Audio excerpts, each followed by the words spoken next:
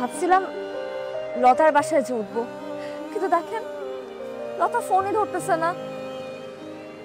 একা একটা মেয়ে আমি, এত বড় একটা শহরে কিভাবে থাকবো, কি করব, কিছুই বুঝতে পারতেছি না।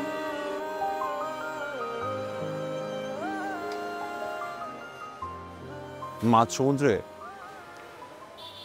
যখন একটা জাহাজ ঝড়ের কবলে পড়ে, তখন জাহাজে থাকা প্রত্যেকটা নাবিকের, প্রত্যেকটা মানুষের মনে একটাই ইচ্ছা থাকে, কোনো রকমে বেঁচে থাকা।